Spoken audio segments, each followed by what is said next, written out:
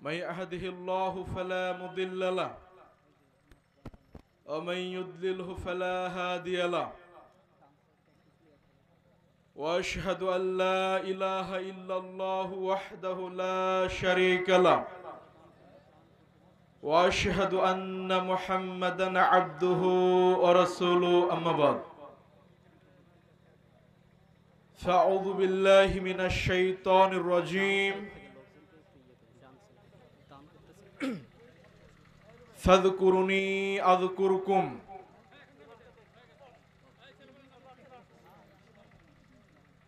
عن أبي هريرة رضي الله تعالى عنه قال رسول الله صلى الله عليه وسلم من يريد الله به خيرا يفقهه في الدين رواه البخاري শুকরিয়া জ্ঞাপন করছি আল্লাহ রাব্বুল আলামিনের জন্য, জিনার অশেষ অনুগ্রহে গাংজোয়ার কর্তৃক আয়োজিত অত্র ইসলামী মহতি অনুষ্ঠানে আল্লাহ রাব্বুল আলামিন আমাদের একত্রিত হওয়ার তৌফিক দান করেছেন। আল্লাহ রাব্বুল আলামিন আমাদের মাহফিলকে কবুল ও মঞ্জুর করেছেন, তাই সকলে বলি আলহামদুলিল্লাহ। শান্তি অবতীর্ণ হোক সর্বশেষ নবী মুহাম্মদুর রাসূলুল্লাহ সাল্লাল্লাহু আলাইহি ওয়াসাল্লামের উপর। সম্মানিত উপস্থিতি, আলোচনা দীর্ঘ নয়, প্রধান মেহমান আপনাদের সামনে উপস্থিত রয়েছেন। সময় সাপেক্ষে তিনি আপনাদের সামনে মূল্যবান আলোচনা উপস্থাপন করবেন ইনশাআল্লাহ। আমি দু একটি কথা বলে আলোচনা শেষ করব। তবে এখনো যারা ডান দিকে দাঁড়িয়ে রয়েছেন, রাস্তাঘাটে চলাফেরা করছেন, আপনাদের প্রতি উদাত্ত আহ্বান, আপনারা আপনাদের ব্যক্তিগত কাজকর্মকে ত্যাগ করে, আপনাদের বাহুল্য কথাবার্তা বন্ধ করে আপনারা অত্র দ্বীনি মাজলিসে উপস্থিত হওয়ার জন্য চেষ্টা করুন। কেননা এরূপ একটা দ্বীনি মাজলিসের অনেক দাম। আমরা আজকে সাধারণত ওয়াজ মাহফিল বা তাফসিরুল কুরআন মাহফিল বলতে যেটা মনে করেছি, আমরা মনে করেছি ওয়াজ মাহফিল হলো সুন্দর সামিয়ানার মধ্য দিয়ে একজন বক্তা উপস্থিত হবেন, অত্যন্ত সুন্দর লেবাস পোশাক পরিধান করে আমাদের সামনে উপস্থিত হয়ে একবার আমাদেরকে হাসাবেন, একবার কাঁদাবেন, একবার হিন্দি গান বাংলা ডাবিং করে শোনাবেন, একবার অশ্লীল গানগুলোকে ইসলামী গানে পরিণত করে শোনাবেন। আমরা সেখান থেকে বিনোদন নিব, সেখান থেকে আনন্দ উপভোগ এবং রং তামাশার মধ্য দিয়ে আমরা বাড়িতে ফিরে যাব। এর নাম হলো মূলত ওয়াজ মাহফিল, এর নাম হলো মূলত তাফসিরুল কুরআন মাহফিল। ওয়াজ মাহফিল বা তাফসিরুল কুরআন মাহফিল মূলত এটা নয় যেটাকে আপনি আমি মনে করেছি।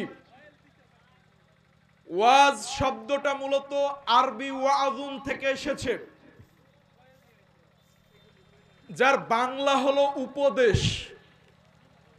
আপনারা যারা একত্রিত হয়েছেন, আপনারা ওয়াজ শোনার জন্য মানে উপদেশ নেওয়ার জন্য এসেছেন, আর আমরা যারা কিছু বলার জন্য এসেছি, আমরা এসেছি উপদেশ দেওয়ার জন্য।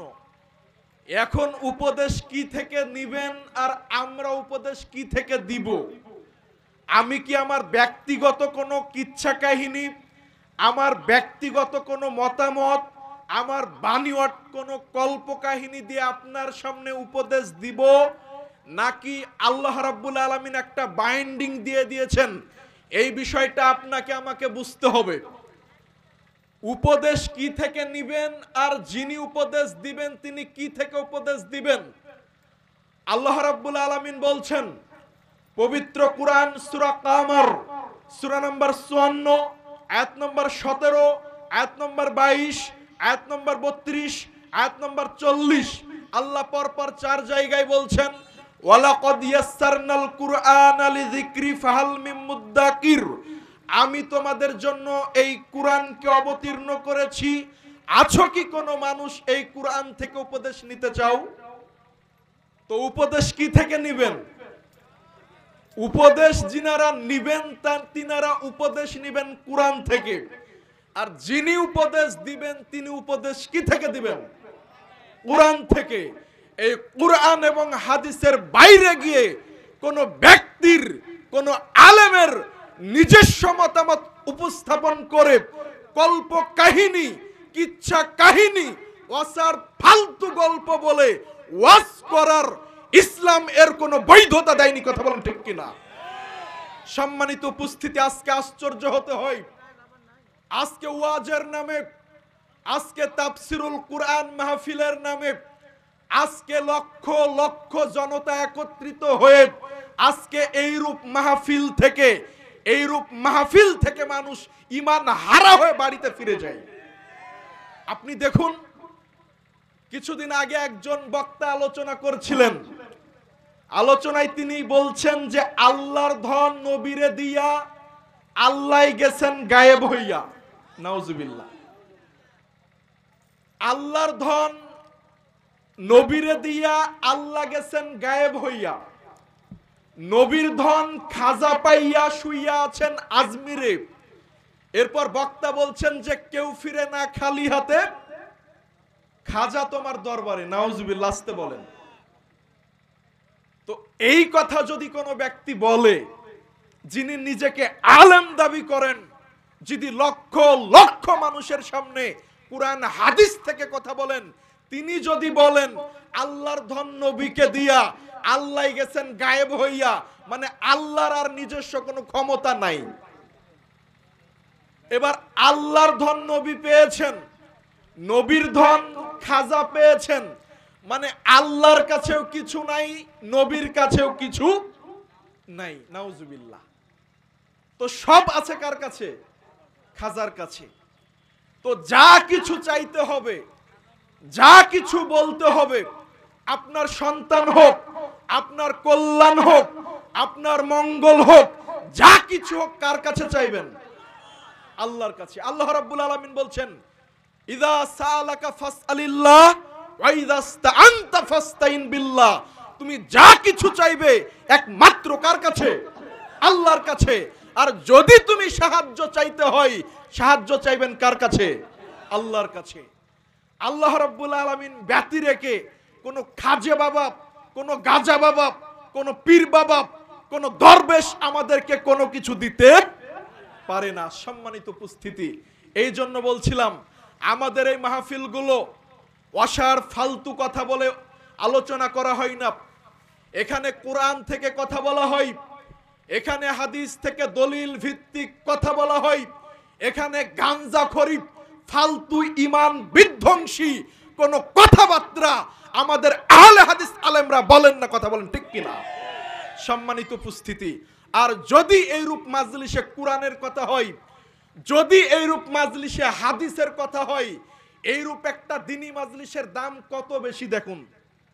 একটা হাদিস অনুবাদ করব, আলোচনা শেষ করে দিব, আপনার সামনে একটা হাদিস বলি, হাদিসটা সহিহ বুখারীতে পাবেন, হাদিসটা সহিহ মুসলিমে পাবেন, হাদিসটি মেশকাতে পাবেন, 5167 নম্বর হাদিস।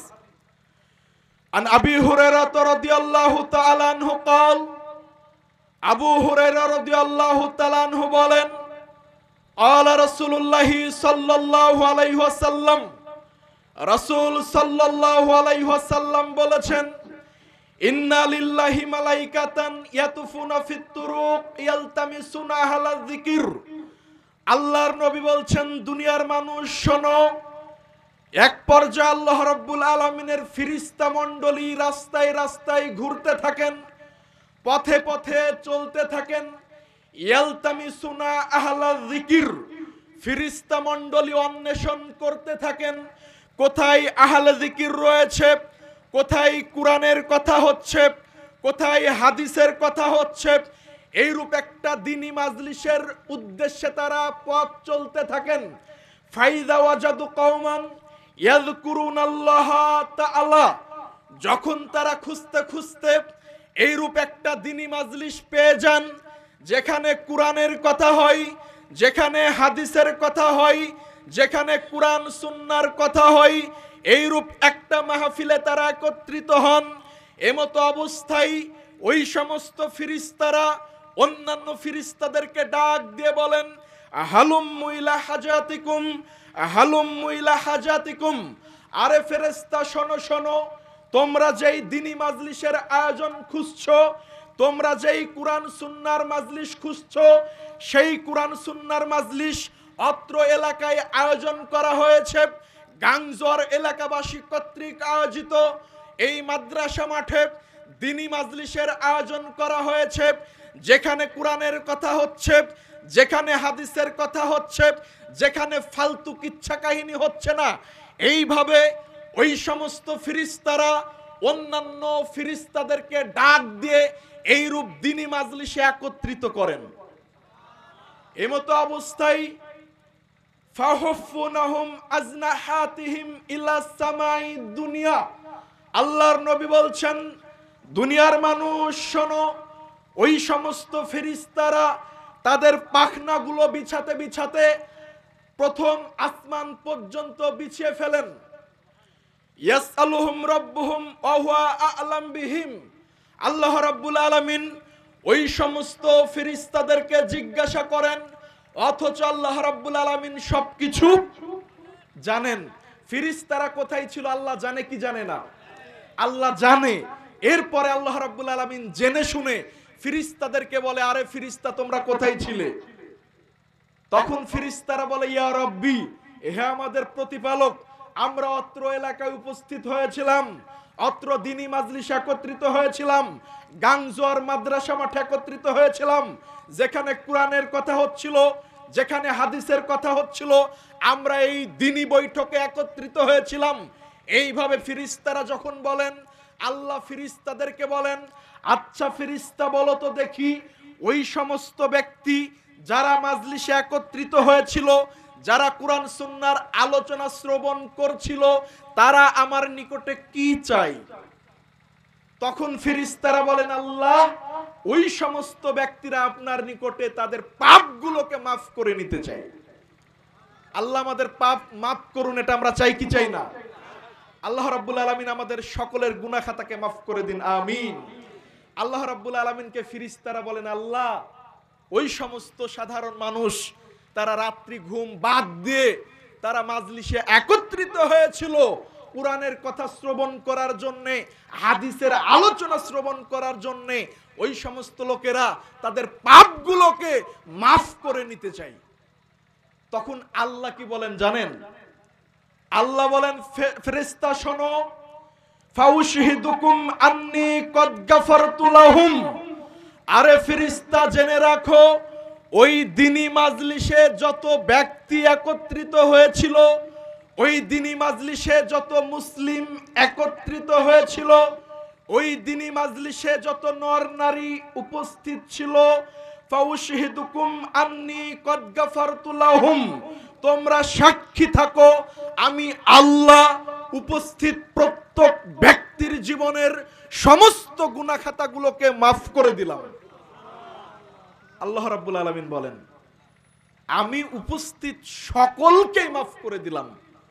তো আপনি যদি এই বিষয়টা বুঝতেন, এই দ্বীনি মাজলিসের গুরুত্ব যদি আপনি জানতেন, তাহলে আপনি এইরূপ দ্বীনি মাজলিসকে ফেলে রেখে আপনি ব্যক্তিগত কাজকর্ম নিয়ে আপনি বাড়িতে বসে থাকতে পারতেন না, আপনি রাস্তাঘাট দিয়ে এখনো চলাফেরা করতে পারতেন না, আপনি এই মুহূর্তে এই হাদিস শোনার পর আপনি দাঁড়িয়ে থাকতে পারতেন না।